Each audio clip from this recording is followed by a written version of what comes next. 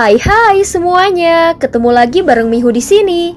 Oh ya, kali ini Mihu akan membawakan alur cerita Donghua yang berjudul Battle Through the Heaven. Mihu mengingatkan sekali lagi ya bahwa konten ini full spoiler. Tanpa lama-lama lagi, yuk langsung aja kita masuk ke isi ceritanya.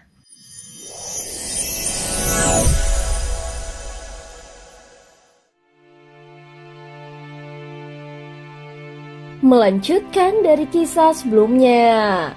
Sebelumnya Chu Jiangyi telah muncul dan mengaku sebagai murid yang mulia. Namun Xiaoyan tidak memiliki ingatan yang mulia sehingga dia tidak mengenalinya. Bagaimana mungkin masih ada segel Shizun di dahi klan Yuanzhen? Murid ini benar-benar tidak bisa memahaminya. Apakah kau benar-benar yang mulia ataukah Shizun? Jika kau memang yang mulia, mengapa kau harus menggunakan seni takdir Shizun? Guru, kau sebenarnya bisa bereinkarnasi tanpa Shizun. Sebenarnya apa yang sedang kau rencanakan? Chu Jiangyi menatap Xiaoyan dan matanya penuh kebingungan. Namun Xiaoyan yang berdiri di hadapannya dengan wajah yang tampak asing tidak menunjukkan sedikit pun gejolak emosi. Kalau kau ingin bertarung, maka bertarunglah. Mengapa terlalu banyak berbicara? Kata-katamu hanya menunjukkan hatimu yang goyah. Apakah kau takut padaku? Xiaoyan yang memiliki tubuh 100.000 kaki melangkah dengan gagah dan tatapannya penuh keangkuhan. Meskipun kekuatannya kini sudah menurun, tetapi hatinya tetap tidak goyah. Tentu saja hati yang goyah menandakan hati yang telah mati. Asalkan hatinya tetap teguh, maka dia masih bisa bangkit kembali dari keterpurukan. Sejak awal Xiaoyan tidak pernah merasa gentar sedikit pun saat menghadapi 3 monster tua. Itulah keyakinannya dalam pertempuran kali ini. Sebelumnya kekuatannya memang belum cukup. Jadi dia hanya bisa bersembunyi di berbagai dunia dan diam-diam meningkatkan kekuatannya. Tetapi sekarang meskipun belum mencapai kekuatan puncak, Xiaoyan sudah memiliki kemampuan untuk berdiri sendiri dan bertarung tanpa bantuan siapapun. Sampai saat ini, bahkan dalam pertempuran sengit ini Xiaoyan belum mengeluarkan labu dewa bermata 9 dan belum meminta bantuan para senior yang ada di dalamnya. Kau sudah bukan lagi yang mulia yang pernah berada di puncak dunia. Saat ini reinkarnasimu hanyalah sampah yang tidak berguna. Awalnya aku mengira 3 sampah itu sudah cukup untuk membunuhmu. Ternyata mereka memang benar-benar sampah. Bahkan dengan kekuatanmu yang sekarang pun, mereka masih kesulitan untuk membunuhmu. Kalau kau pikir aku sama seperti mereka, maka kau benar-benar salah besar. Chu Jiangyi berdiri tegak dan satu tangannya masih memegang kuas raksasa Wangsen. Saat berbicara, kuasnya kembali menulis satu goresan. Jika dilihat dari jauh, goresan itu jelas tertulis di depannya. Namun satu garis dan satu titik yang dia goreskan justru muncul di dalam tubuh Xiaoyan. Begitu goresan itu jatuh, aura Xiaoyan langsung melemah. Tubuh fisiknya mulai runtuh sedikit demi sedikit. Dia bahkan tidak bisa mengendalikannya dan hampir meledakkan dirinya sendiri. Xiaoyan menyemburkan darah. Bahkan tubuh avatar Yuanzhen-nya yang membentang 100.000 kaki pun mulai tidak stabil. Kekuatan Chu Jiangyi ini tidak bisa diketahui dengan pasti, tetapi jelas lebih kuat daripada 3 monster tua sebelumnya. Dengan tubuh yang hampir runtuh, Xiaoyan tetap menunjukkan keberanian di matanya. Saat dia bersikap melawan balik, tiba-tiba kekuatan besar melintasi langit dan sebuah palu raksasa yang seakan bisa menutupi langit muncul dari kehampaan. Di sekelilingnya terdapat pusaran energi dahsyat dan langsung menghantam ke arah Chu Jiangyi. Seketika goresan darah yang muncul dari kuas Wangsen pun lenyap dan tekanan yang menekan Xiaoyan pun ikut menghilang. Palu raksasa itu menghantam turun, namun Chu Jiangyi segera mengayunkan kuasnya ke 4 arah. Goresan-goresan itu berubah menjadi 4 titik yang langsung membesar dan menghantam palu raksasa yang penuh dengan kekuatan penghancur. Dalam sekejap, suara benturan keras terdengar, bahkan gelombang kejutnya menyapu seluruh kehampaan. Orang luar, enyahlah! Suara yang penuh ancaman dan keagungan menggema di dalam kehampaan itu. Kemudian sebuah cahaya merah melintas dan sosok tubuh tiba-tiba muncul di atas palu raksasa. Adapun 4 titik terakhir yang dibuat Cu Jiangyi pun langsung hancur berkeping-keping. Itu Raja Dewa Ye, seru Yao Nantian dengan suara terkejut. Tampaknya dia sangat mengenal sosok yang berdiri di atas palu raksasa. Kau hanyalah pecundang yang tidak pernah kukalahkan. Entah dari mana kau mendapatkan keberanian untuk menggangguku, bahkan berani menyuruhku pergi. Hanya dengan kekuatan Raja Dewa Ye saja masih belum cukup.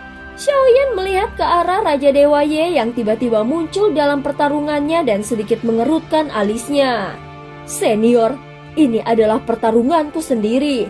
Kumohon jangan ikut campur. Aku masih bisa bertarung. Namun suara Xiaoyan tiba-tiba terdengar. Begitu kata-katanya keluar, Yao Nantian dan 2 monster tua lainnya tampak tertegun sejenak. Mereka tidak tahu dari mana datangnya kepercayaan diri Xiaoyan ini. Meskipun dia memiliki banyak kemampuan, namun bisa bertarung sejauh ini dan bahkan bertarung melawan 3 monster tua tingkat kelima secara bergantian, sudah dianggap sangat luar biasa.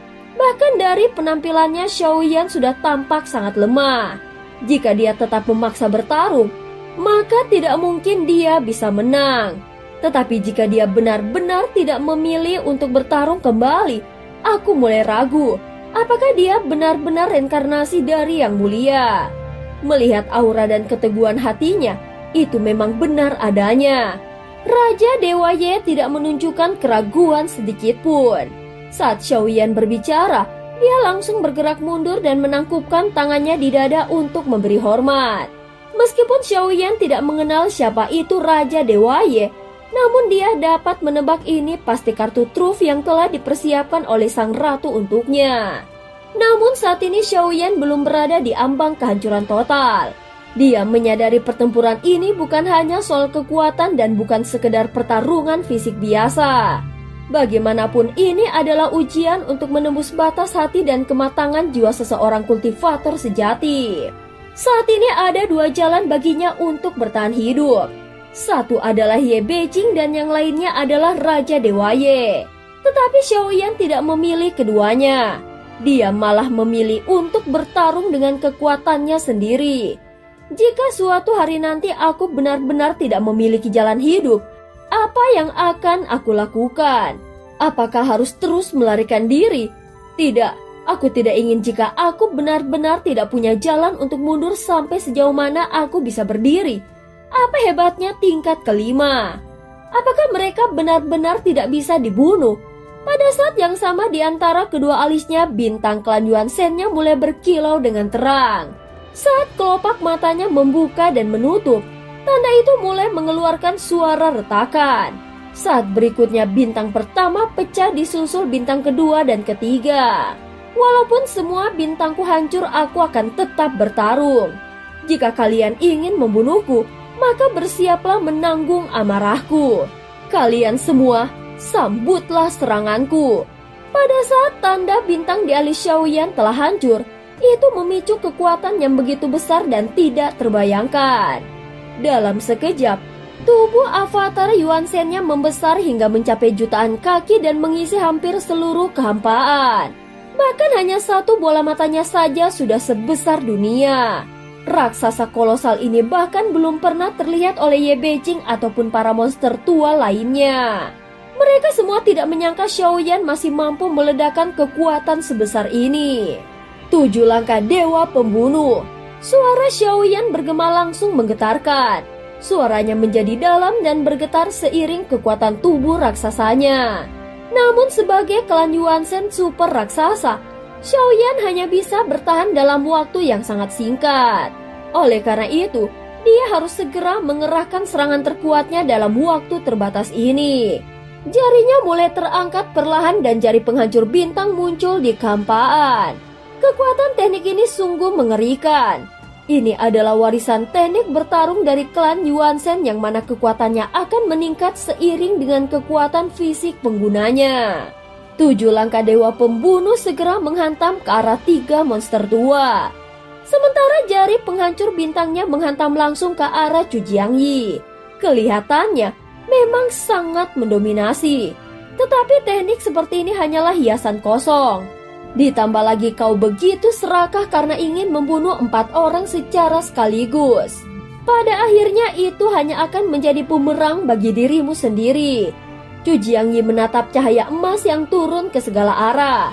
Dari kejauhan, itu tampak seperti langit emas yang runtuh dan menghancurkan segalanya. Namun dia tidak panik. Dengan tenang dia mengayunkan kuas Wangseng di udara. Dalam sekejap, sebuah karakter besar yang bertuliskan kota mati terbentuk di langit. Kata-kata itu bukan hanya satu. Dia bahkan menuliskannya 4 kali berturut-turut. Warna emas murni yang awalnya mengalir dari kuas itu kini mulai memudar drastis. Jika aku menuliskan kata mati cukup kuat, maka aku bisa menghancurkanmu.